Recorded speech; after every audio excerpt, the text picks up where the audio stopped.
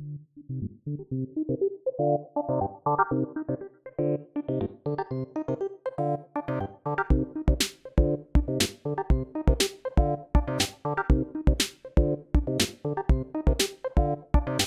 everybody, welcome back to the Combat Chain. I'm your host Patrick Shaw, and I have just a whole mess of successful Canadian Flesh and Blood players with me today. First, I got my co-host Adam Phillips, 11th place at Canadian Nationals. Adam, how are we doing today? Hey Pat, good to be here. We're back from Ottawa. We got in early this morning, I think got home about 2 in the morning. Had a little bit of a sleep in today, and Nats was something else. Went on that. We had a rough start in the draft, but then just went on that insane heater, and like last round was a winning in for top 8. Played against Ian Smith on Reinar, and he hit me with the back-to-back reckless swing. Like, the double reckless. I had him at 1. I just needed to swing the Rosetta, and even like the last time he attacked me, it threatened to take me to 2, and I was like, I can throw the grasp in front of this, go to 4, protect myself from the reckless swing, and I thought I made the big brain play, but I didn't account for the double reckless swing. Yeah, you can't at that point, right? You can't. You can only do so much. Yeah, that's one of those, right? Variance, right? The variance happens. We're proof that it exists. You know what? After everything's said and done, though, I'm really proud about my performance this weekend, and I'm looking forward to the next one. We've got we're in 41st on Lifetime XP after this weekend, and looks like we're locked for Worlds. So, hey, excellent. But I will not be at Worlds. I wouldn't be at Worlds anyways as a Worlds competitor, but I will not be in San Jose that weekend. I cannot get there, unfortunately.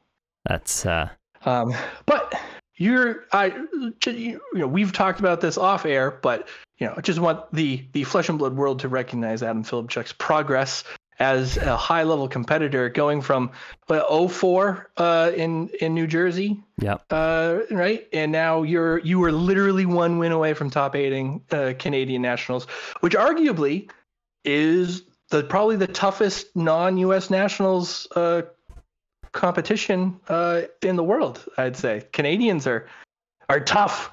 It's a tough field, and you're right in there. Oh, thank you. But that's enough about me. We should get on to. Let's do it, ladies and gentlemen. The doctor is in. As of this recording, he is the reigning US and now Canadian national champion, Tariq Patel. Tariq, thank you for coming on to the pod. And as prestigious as your win is, you are also the first person to return to the show as a 2-time guest. So you were racking up these accolades. How are you doing today? Well, I'm honored to be invited back. I had fun talking to you guys last time, and I just want to correct you on one thing, okay? Canada Nats is harder than the U.S. Nationals, so you got to check your facts. It's going to be, I would definitely be more worried if I was playing in Canadian than I am in U.S. I'm not going to, as if I'm going to make an impact in U.S. Nats. I'm not going to go anywhere there, but I would definitely be scared to play up north than I would down here. So you might be right. I'm mostly kidding. There's amazing players in both America and Canada. It's kind of just a different vibe, though. In Canada, it's a much more smaller pool with a higher density of higher skill players. In America, felt like almost like a larger Carling kind of environment, right? You're in this giant convention center. There's 500 plus people vying for that top 8. So I'd say different atmospheres, different types of tournaments, but overall, both are equally as difficult. Canadian almost translates more into like a Pro Tour style environment at that point, yeah? Yeah, it's almost like a really niche invitational, I would say. Mm-hmm. Just looking around at my draft pod, it was insane. We had like Mike C, who's the top 8 competitor, great wizard player. We had David Rude to his left. We had Yuki two spots down. We had myself. The table behind us had like Isaac. So like just in like the top 2 draft pods alone, there would be like 5 or 6 people that you could easily point at, be like, they have a very reasonable chance to top 8 any event, not just Canadian Nationals. Like we're talking Pro Tours or even Worlds. So just quite a high density of skill level all around. Absolutely. So first, congratulations on winning Canadian Nats. That is, as we just discussed, it is a huge and tough accomplishment. It is a huge and tough accomplishment alone, just to do that. Yuki Bender, friend of all of us, friend of the pod, guest of the pod not too long ago. She does say, when asked, I asked everybody for community questions. She said she didn't want to ask a question, but she did want to say, I'd like to congratulate Tariq on the big win. Well deserved, and I'm looking forward to whenever our next game is. Yeah, Yuki's an awesome person. I got to meet her really for the first time more in depth this weekend. We were talking shop for a little bit before my top 8 match. She helped me theorize to like beat D-Root in some capacity. So just the way her brain works on this game is like, she's kind of next level compared to most other people I've ever talked to before. Mm-hmm. So I'm excited to, hopefully see Yuki a little bit more. She lives West Coast, I live East Coast, but she's quite a special human being. So I hope I get to talk to her more about Flesh and Blood and see her at more events in the future. Absolutely. Now, you just finished leaving an incredibly unique mark on this game as a multinational champion. Now that you've had a moment to sit and reflect, I'm going to start off with our first community question from Flake of the Instant Speed podcast. Flake asks, which title do you covet more, the Canadian or U.S. championship? I covet them both equally. The title I covet the most is probably reigning North American champion. I think that's the coolest. I actually said it in the car ride up where like somebody was talking about prizes and I had not, I swear to God, looked at what the top 8 prizes were. I still actually don't even know how much money I'm getting or like what any prize breakdown was, because the only thing that mattered to me was coming first place or winning, because I wanted the memory or the experience of saying I was at one point the reigning Canadian and US national champion. So I think both titles together are what is most important to me. I don't think either one is more important than the other. That's fair. That's a good answer. I like that. In our last interview with you, you stated your goal in Flesh and Blood was to play a perfect tournament. How close to that was this one? Not close. I got, well, over the board, I actually say I played pretty well. I made a couple errors.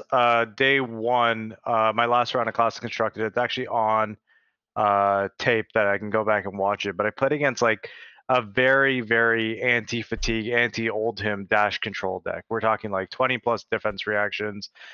Usually a matchup that's pretty close to unwinnable. And I thought I played extremely well, almost perfectly up till like 1 or 2 turn cycles in the late game. And I think I made like a minor error. And I've really gone back over the last 24 hours and dissected that game. And I think I had a win. It's a little niche, it's a little technical, but like I had a turn that I could have pushed an extra damage. It would have forced him to block with an extra card. That translates to like 10 life saved. And it snowballs from there. So I'm pretty sure I messed up that match. And I wish I can go back and look at it. And then the other match, which was also on camera that I think I made a mistake in, was my draft match against Yuki. There came a point where she attacked with a Kyloria, I believe, in our limited game. Both their decks were very subpar, and I tanked on it for a bit. And I had a feeling she already had the Emermoss Senpai, but I think at that point I should have just let her draw her card and then taken the Senpai like I did, and then just kind of gone face and try and draw my popper like he did in the next turn. So I think that was a mistake. Matt Rogers is the one that actually kind of pointed it out to me. He messaged me later on in the night, and we had an interesting talk about that line in that game, because I wasn't winning a long game. I was going to fatigue before her, so I needed to pick a spot a little bit earlier to kind of just take out lethal, and I think that was the spot to do it. So to answer, that was a long-winded way of saying no, I did not play a perfect tournament. That's fair enough. I think we can all commiserate on the small percentage play that may or may not have cost us a game here. I think Adam, you can especially. I've been that winning, and I've been running over and over in my head, and if only like there was 2 critical spots where I could have possibly played around, well, not necessarily played around, but just like put myself in a position where those reckless swings wouldn't have gotten me. One was when I on a Mordred Tide turn, I ended on an Amplify the Arknight, and instead of making 2 rune chants, I only made 1. And he when he got me with the Reckless Swing, he was at 1. I was just trying to push that last point in, and then the other thing was I could have blocked with Creepers at 1 point and kept myself at 5 instead of 4. So I can definitely relate there, Pat, and yeah. Excellent. So, Tariq, it feels like a bit of a whirlwind for everyone transitioning from PT Lille to national season. Tell us a little bit about the journey from Pro Tour to getting to Canadian Nats here. Yeah, so there wasn't much turnaround time, especially for me. I was kind of gallivanting throughout Europe, even before the Pro Tour, and then about a week and a half, 2 weeks after. So I myself went down to Nice for about a week. Hung out there, enjoyed the countryside. We did Paris as well along the way. Got some photos with the friends. And then we ended our trip in Barcelona and then finally flew home. So I got back to Canada the week before Canadian Nationals, actually. Headed over to Harry T. We did a practice draft just to kind of get refreshed with the format. Played a little Classic Constructed. And from there, just kind of went in and played the deck that we've been kind of working on since the Pro Tour. Nick Butcher, my teammate, he won Australian Nationals the week before, so I had a very good blueprint to kind of work from and kind of iterate and test on from there. And I think we did make the deck better in the week we had from Australian Nationals to Canadian Nationals.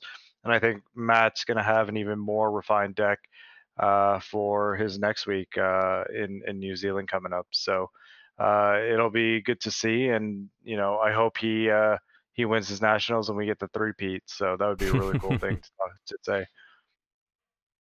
Now you mentioned Nick Butcher. Now there are 2 members of Team Dragonshield that have now captured national championships. How much pressure are you putting on Matt Rogers to take it home in New Zealand? Are you now like just egging him on? You're going to give him a whole bunch of shit if he doesn't do it? What's Matt's feelings right now?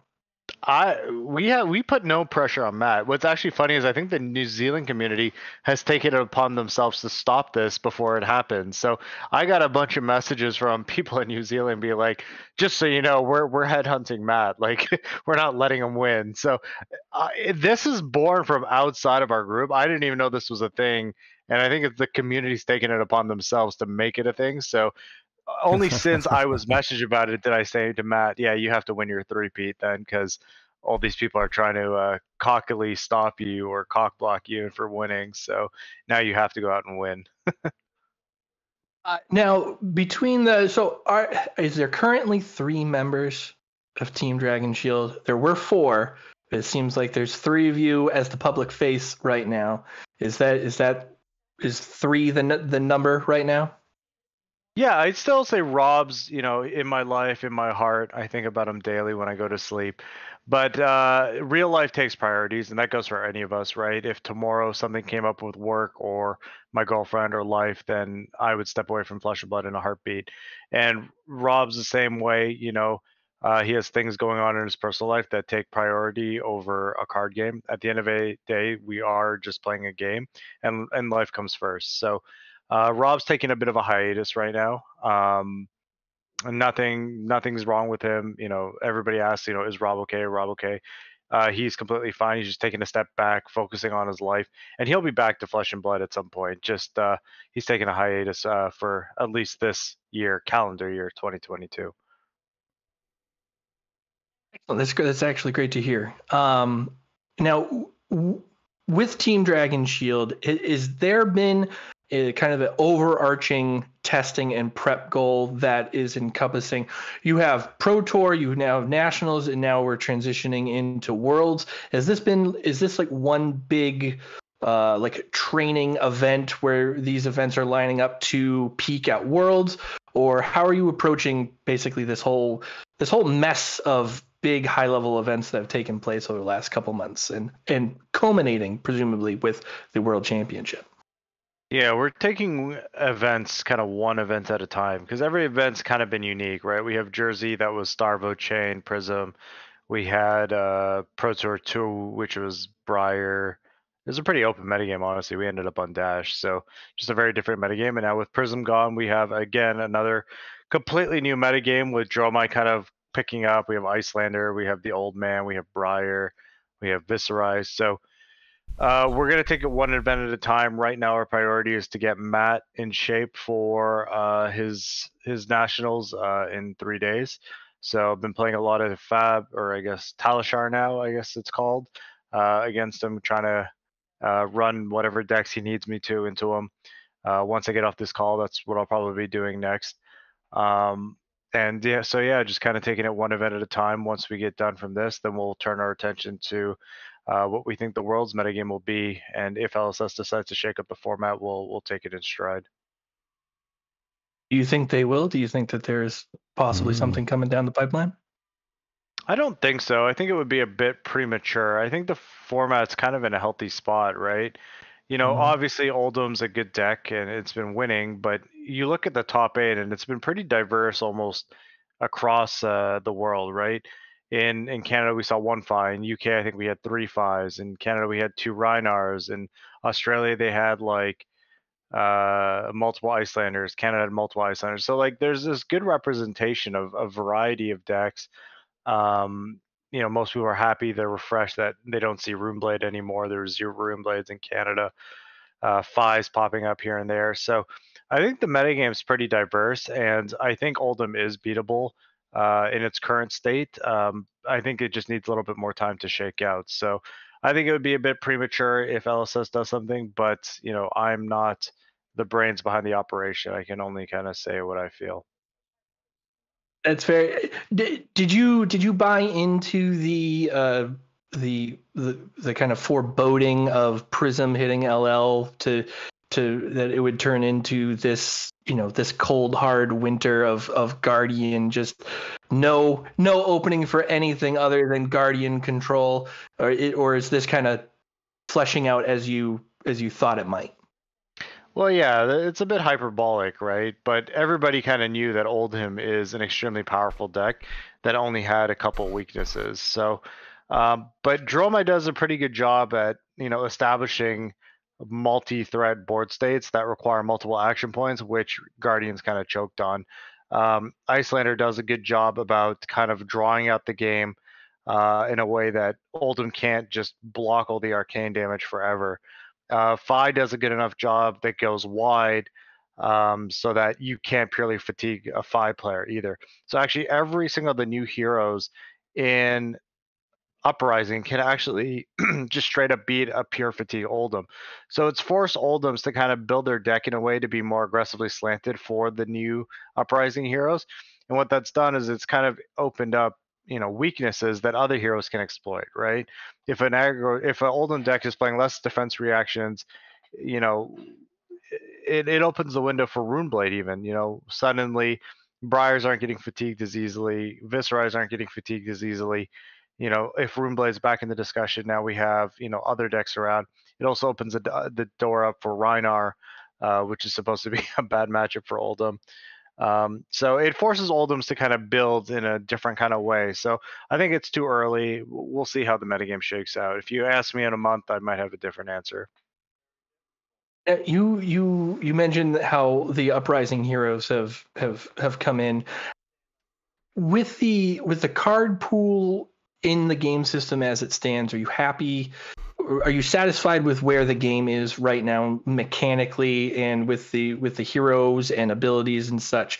Like what are your thoughts on basically the game system as a whole as we stand coming into Worlds? Mechanically, I'm okay. I think the game is extremely fun and it does a lot of things well. What I would personally like to see better is something they kind of dabbled in a little bit in Uprising, where Draconic cards were primarily red. So you got a lot of these singleton cards like Blazing Headlong, for example, that it really only comes in a red. It doesn't come in a yellow or a blue.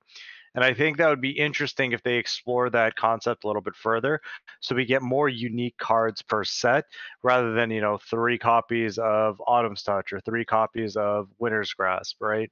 That will take up physical slots and booster packs and set space, but they don't actually add anything more to the kind of diversity of the overall metagame. Mm-hmm. Mm-hmm. I can definitely get behind that. Get rid of the yellows unless they're doing something important. Coming out of Lille, there were many stories of players who were shocked that they couldn't manage their eating how they envisioned, and that it could have taken a toll on their play throughout the weekend.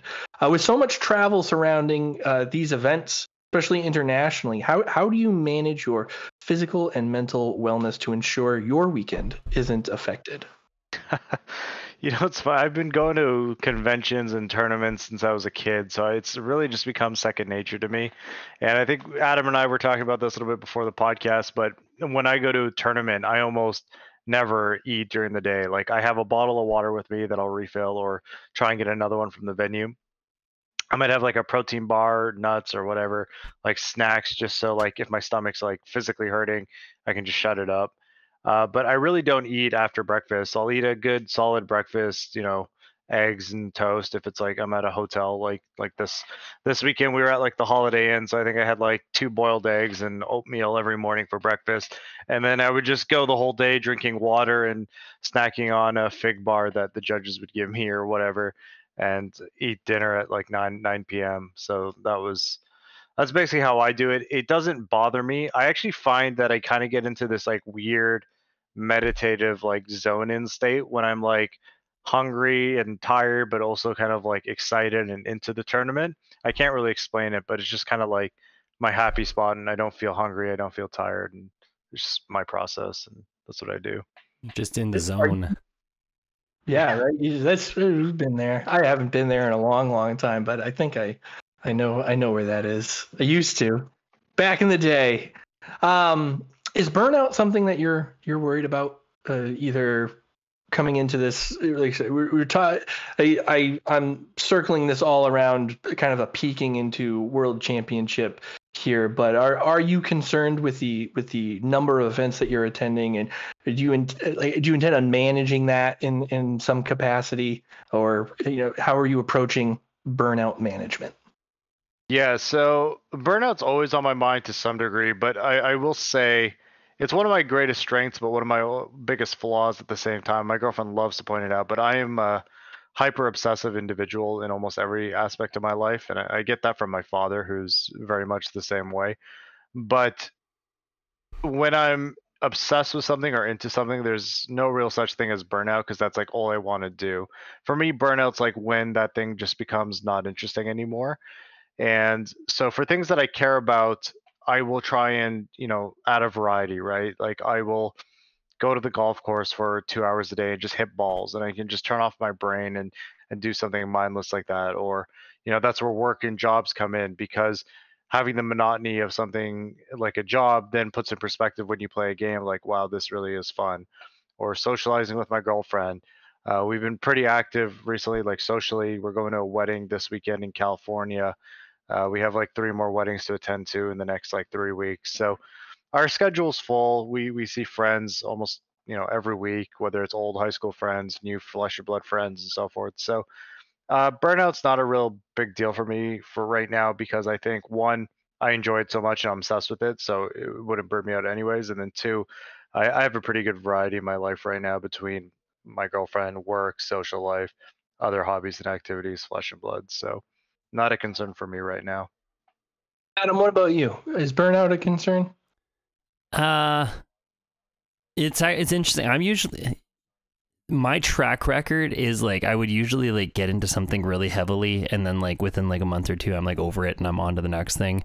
And Flesh and Blood was like the first thing in a while in my life that kind of came along, and I just couldn't get enough of it, and there's always something to strive for. And I'm not worried about burning out anytime in the near future. Like with each big event we're doing better, and we're getting closer to getting that metaphorical carrot or whatever. No, I think I'm in it for the long haul. Excellent. I can tell you that I don't know if I necessarily feel the burnout from the game itself, but I know, Adam, we've talked about this off air, but after US Nats, I'm taking a break from the game itself, but it's more of a life balance thing more than like I can play Flesh and Blood 24 hours a day, and that's part of the problem, right? So, and as a husband, father, worker, etc., Flesh and Blood has increasingly taken more and more of that, right? That space that would otherwise be filled with the better parts of my life, the family, friends, work, etc. So if Worlds was a possibility, that probably would be extended in through November. But without Worlds as a possibility, I've settled down with the missus and said, all right, once I come back from US Nats, I'm probably done the grind. We're still gonna content, that's still happening, but in terms of how much time I've actually put into the game, I'm probably gonna wait till after Dynasty to see where the game is, and see where I fit in once that happens there. So it's you gotta take care of those things. Your fab life balance. Yes. Yep. It's something that's I gotta check it. I have an incredibly addictive personality. I got a whole litany of issues throughout my life, and fab is a vice that has just replaced more dangerous vices in the past, but it's still something I gotta keep in check here once in a while, and that's putting the brakes on a little bit is part of doing that.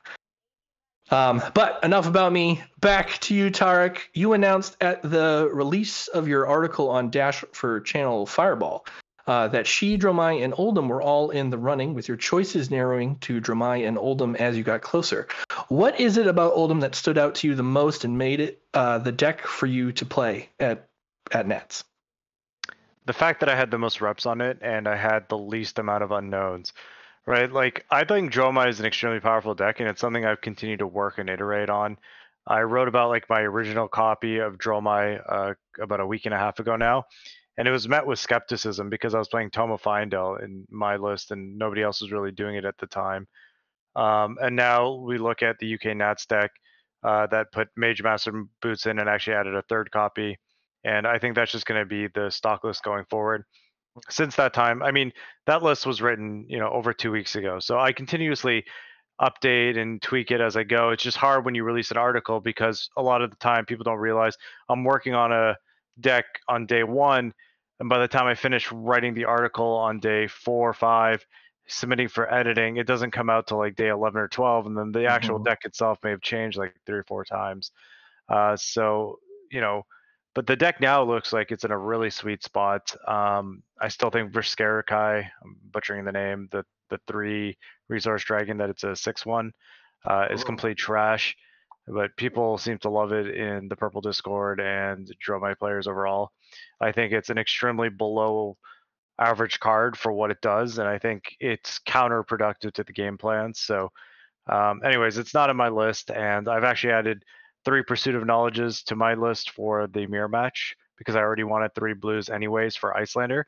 So I figured this is the perfect blue card to add because it both crushes the mirror and it's more blues that I can play against Icelander. So I've continued to work on the deck, but long story short, before Nationals, there was a lot of things that I hadn't fully figured out with Dromai, and I feel like I'd be kind of handicapping myself by playing a deck that, was still kind of, I'd say at like 70% potential and not in that 90 to 100% that I really wanted it to be.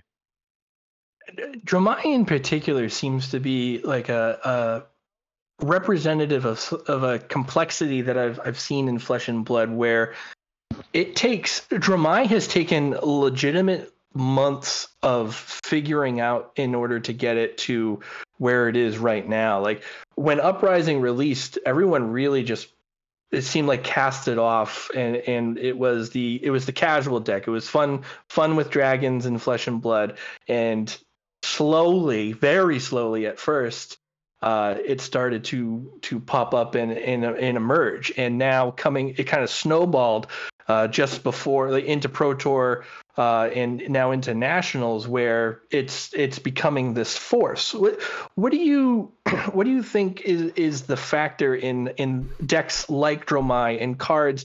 I look at like Crown of Seeds when it was initially released. What is it about those decks, heroes, and cards that it does take so long for players to figure them out before they become viable? So first, let me say that the metagame is a very complex ecosystem, right? There's a lot of things at play that we as players don't fully realize. But I think the number one reason is because Dromai stood to gain the most from Prison's banning, or hitting Living Legend, I should say. It wasn't actually banned. But Dromai had an abysmal Prison matchup, right? It like the way that Spectre Shield lined up against Aether Ashwings and, you know, on hit Heralds lined up against Dragons, it was just a kind of nightmare matchup for Dromai. And when the first set released, Dromai was like one of the first heroes I wanted to test because of how cool the mechanics were. And I like immediately put it down after I couldn't beat Phi and Prism, which at the time were the two most prevalent decks at the start of the Uprising metagame. So now that Prism's gone and Phi is on the low end, right? Dromai really doesn't have any awful matchups anymore, and even the Phi matchup's very winnable if you play in certain ways. It's probably your worst matchup. Don't get me wrong, but it's not like it's 100-0. So there's a lot of play to the deck as well. You know, being a permanent based deck means that your actions have consequences that carry over through multiple turn cycles, right? If you play a Runeblade or a Briar deck and you mess up, on turn 3, you have a turn for redemption on turn 4 or 5, right? If you mess up something with a permanent, that mistake carries turn by turn because you've played the wrong dragon. Now you're gonna have to play with it for multiple turns until it dies. So it's a lot more punishing and a lot more moving parts, I would say, that makes it difficult to just pick up and go like a Briar or a Phi deck. Excellent. Uprising Draft has been a polarizing topic for a lot of the top competitors in Flesh and Blood. 6 rounds of draft in one day is a lot for anyone, and it looked like it was a little more than you were expecting before the tournament started. How did you feel about the tournament structure there, and would you have changed it? And also, give me your feelings on drafting Uprising. I was just surprised. Usually the way they do it, or the way I'm used to doing it, is similar to how the American Nationals is structured, where you do draft constructed and then day 2 and then draft and constructed. Either way, we'd have to play the same number of rounds of draft and constructed.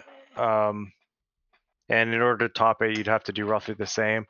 So I guess my feelings for it being in that order are nothing more than just a psychological way of looking at it. I was fine with it. I mean, it wasn't my first choice because I went to CC. I had no idea that day 1 was going to be 6 rounds of draft until Joel told me the literal night before. But it is what it was. I still have to play the 6 rounds of CC regardless, and my practice did pay off at the end of the day. So the format was fine. It's just not something I was used to, which was expressed in my tweet.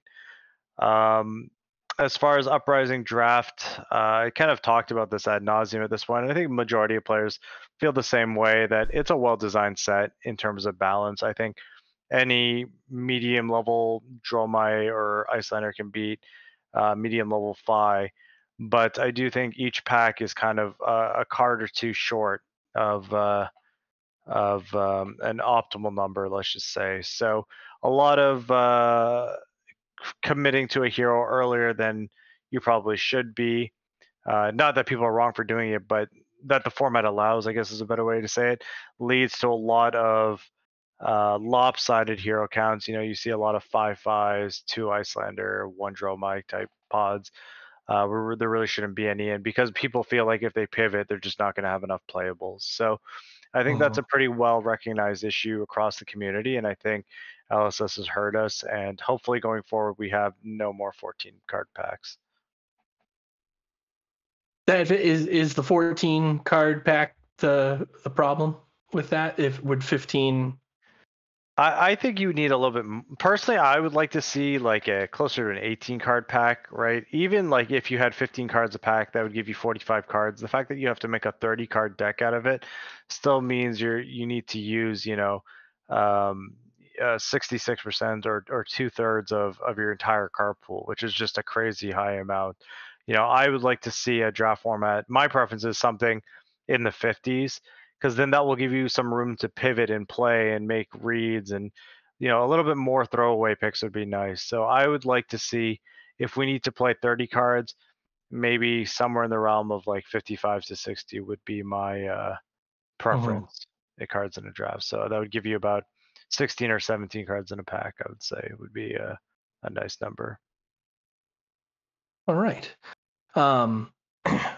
After the finals were over, you talked with Frank, who did a terrific job casting the Canadian Nats. If you guys haven't gotten a chance to out there in Flesh and Blood world, Frank hung Lazy Dog all over social media. Did it for feels like 26 hours, just sitting in front of a microphone and playing it all out, and he did a terrific job. And he's a friend of the channel. So great job, Frank. But when he was talking to you post finals, you had mentioned that Reinar was actually a matchup that you weren't very familiar with beforehand. Without letting the world know too much about your weaknesses here, how many other heroes fall into that same category for you as Reinar? I like to call them the boomer heroes. So Reinar, Dory, and Katsu are like, all right. I like decks I have very little to almost no experience against, because they've never really been playable since I started playing. Now Katsu I'm a little bit more comfortable with, because I had a friend, Alex, back in Florida, who was like Katsu guy when I first started playing, and so I have a lot of experience playing against him. One of the earlier iterations I had on Lightning Briar was actually tested against his Katsu deck, and that was fun to, as a newer player, to beat up on a boomer of the game. But we ended up becoming really good friends. And so I do have a little bit more experience on Katsu. And then, of course, David Rude plays Ninja. He's kind of a Ninja guy in Toronto. So Katsu I probably have the most familiarity with. Dory and Reinar are just like, they've been non-existent in the metagame since I started playing the game. So no idea. Actually, it was funny. I played like against Dory player at one event, and I had to keep asking Rob, like, is this what I did right? Is this what I did wrong? Because I think he used to be a Dory main before he was a Bravo guy. So yeah, I would say Katsu, Dory, and Reinar are the three heroes I definitely have the least experience against. Is Harry T just like the craziest place to go to play Flesh and Blood? Like, if you just in terms of like competition, just people who walk in the door there. There's a lot of good spots in the GTA. Harry T definitely up there in terms of Toronto. Like, Toronto's a big spot, right? So I don't actually live in Toronto proper. I live in like a suburb called Milton, which is about 30 minutes west of Toronto proper, I would say. So if you're in the actual Toronto area, then yeah, Harry T is probably the spot to be. If you're outside of it, I know Chimera Games, close to Kitchener Waterloo, is really good. And remember, I'm not new to the area, but I haven't lived here in like 10 to 12 years. So there's probably more shops that I'm not remembering off the top of my head that are also probably really good. That's fair. What about Adam? How tough is your local scene, comparatively speaking? Yeah, no, we've got some good competition. Andrew Podleski being one of the mentionables. He's went 5-1 in the constructed at Canadian Nationals this year. Got a couple other strong fellows, Brandon St. Amour and Kane Wilbur, and a couple guys who grinded Magic pretty hard. So yeah, they keep me on my toes. I can't get past. I got Fino Black and James Silver and Joe Cologne and Jacob Shaker. There's a whole litany of people preventing me from winning anything meaningful in my region. It's not happening right now. You have quite a grinder scene there, eh? It's concentrated, but it's the biggest problem is the actual like LGSs that host the event are so spread out. Everything's like 90 minutes from wherever you are, and those guys like Cologne and some of the Hyperloop guys come up from like Cologne is local to me, but he's a Hyperlooper.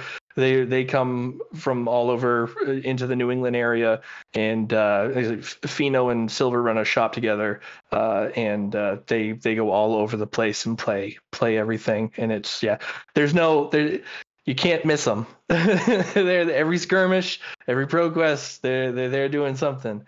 So it is definitely you earn your victories over there.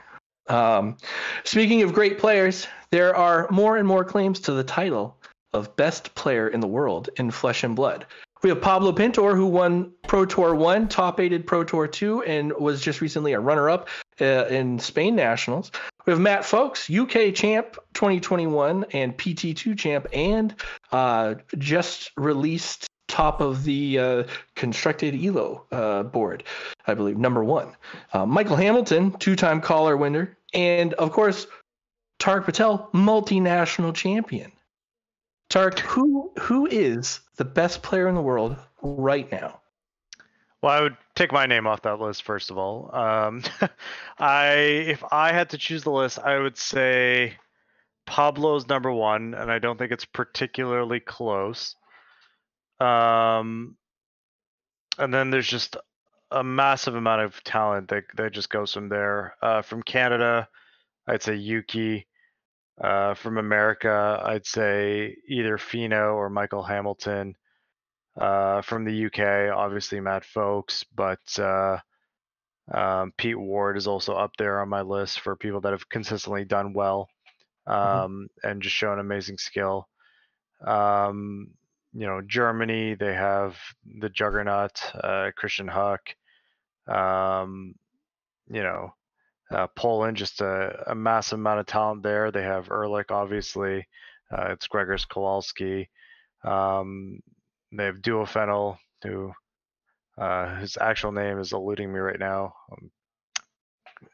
But you just go across the world, and then obviously my teammates, Matt Rogers, Nick Butcher, Cale McCreath, Hayden Dale, Brendan Patrick. Like you're talking about so much talent it's really become a global game, right? I think gone are the days of these online armories and skirmishes where there'd be a couple ringers here and there that would really dominate the scene. And I think each region has their undisputed real golden talent. And I couldn't definitively rank them, and I don't think it should be, right? ELO, as fun as it is to look at, has to be taken in perspective. It would be foolhardy of me to claim that I was the best player at one point just because my ELO was a certain amount. And I think we're still too new in the game to call anybody the best player in the world.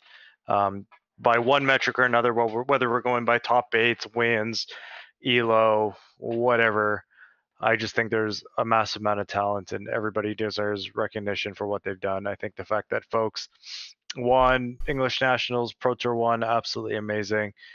Pablo, the fact that he's topped literally everything since Pro Tour 1, also amazing. Yeah, you could just talk about these people forever. So you mentioned a whole mess of incredible players around the world here, and it does seem like the common denominator between them is that they have risen to the top of their scenes and kind of dominated in their respective areas to become the best players in the world. What is the biggest factor that helps separate a group such as this from the rest of the so-called pack in competitive Flesh and Blood? What makes these players so unique and different from your just rank and file player? They're very strong-willed, and that's not to say that each one of them is always right, but I've talked to a lot of these players and they all have the confidence that what they're doing is the best thing, they could be doing, right? You talk to Fino before Pro Tour 2 or even 1, he'll tell you like Prism is the best thing that you could be doing. And Mhm. you talk to Matt Rogers, and he cannot for the life of him explain to you why anybody would even consider Prism before Pro Tour 1 or even Pro Tour 2. So, two men claim they're Jesus, one has to be wrong, right? So I think Yeah. Yeah. everybody that's good has their own little kind of niche of the metagame or of the game kind of solved to a T. And nobody can play Prism like Fino, or nobody can play Oldham like Michael Hamilton, or nobody can play Dash like Matt Rogers. Nobody can play Briar like Matt Folks, and it goes on and on, right?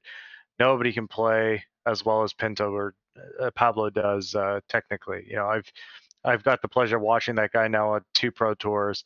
I like stalking people in a sense. Like I love just being that Mhm. guy, like in Yeah. between rounds. Like I'll just watch matches to completion, especially if I've kind of heard of a player and I want to learn a little bit more about them. I'll definitely go over and watch them or watch how they play. And there's some people that I've heard of and less than impressive, and then there's other people that you watch play and you're just like, okay, this person knows what's up with not just this game, but you know the theory that goes beyond than just what's happening in the moment. Like you can see them playing to certain things, and for me, Pablo really checks all those boxes, which is why I have him kind of ranked above kind of everyone else. But yeah, so I'd say what separates them from just the general population, I think they have something figured out in their respective kind of niches that nobody else does. That is going to be my last flesh and blood question. We did it. We got there. But I'm not done entirely. So we're going to start bringing it home here. Tariq, you are in fact a practicing doctor. What is one medical fact that you wish more people believed and or listened to? I know a fun one I like to kind of talk about with people because it's so common and prevalent in society is that like, that smoked meats like cause cancer thing. I don't know if you guys have heard of it, but like there's a thing like don't eat like bacon because it causes cancer. Don't eat red meat because it causes cancer. Don't eat like cured meats because it causes cancer. Have you heard of that? I have not. I am just aware. Nodding yes. Yeah. did I just get more cancer for dinner? Well, no. So then that's the thing. I love like educating people on that because it's one of those like flashy statistical headlines. So if I like break it down for you, like the risk of getting colon cancer, and I'm making up a number here, but it holds true. It's something like 1 in 10 million or something. Like if you're a healthy individual with no predisposing conditions, like it's pretty low chance that you're going to develop colon cancer throughout the course of your life. Now, if you eat smoked meats or cured meats or whatever, like bacon, your risk then doubles from 1 in 10 million or whatever I just said to about 2 in 10 million, right? So your relative risk has doubled because it's gone from 1 in 10 million to 2 in 10 million, but your absolute risk is still basically 0%, right? What is two over 10 million? It's almost nothing. So when people like to say that, I like to counter with, well, your odds of getting cancer go from 0 to 0. So enjoyed all the smoked meats. Go for it. But yeah, that's probably my most fun fact that I enjoy. That's fair. Discussing. I can get behind that.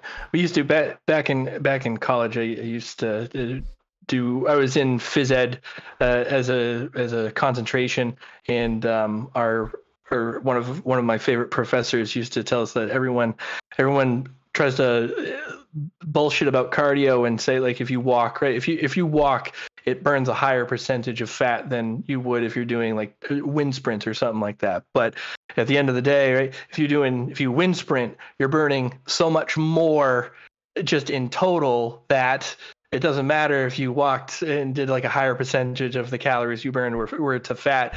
The sprinting is what's actually going to make you healthier anyways. Just do the hard work.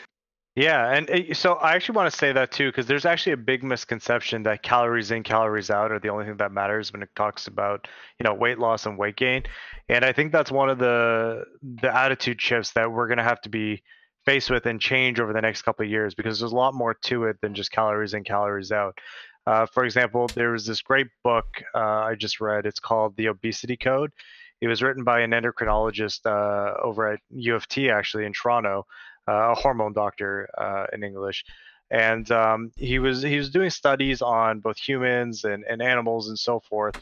And I won't bore you guys with the details, but there was a phenomenon that we were kind of witnessing in the human population for a while now, that when you drink diet sodas, for whatever reason, they lead to weight gain, right?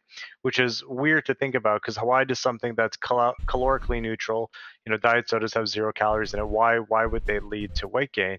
And what they found was that when you eat something sweet, whether or not it has calories, your body releases something called incretins, which are like little signals that it sends to your pancreas to release insulin. And insulin is a growth hormone, and insulin is what causes us to put on fat.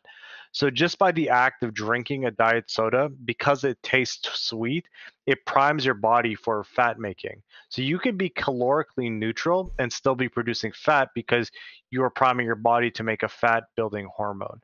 So it's a very interesting topic and something that we're kind of on the cutting edge of in terms of like physiology and medicine and so forth. But it goes a lot deeper than just calories in, calories out. Mm-hmm. I love diet soda. I am the victim of exactly what you've talked about. All right. One more thing. Game of Thrones. You in? You out? What are your thoughts on Game of Thrones here? And subsequently, House of Dragon. Yeah. So I'm a huge Game of Thrones fan. Because I've been so busy with traveling to Europe and Flesh and Blood, I am actually in my favorite position in life, which is when there's like 3 or 4 TV shows that I really, really want to watch, but I haven't got around to watching any of them yet. So I just watched the first episode of the new Lord of the Rings trilogy this morning, and I absolutely loved it.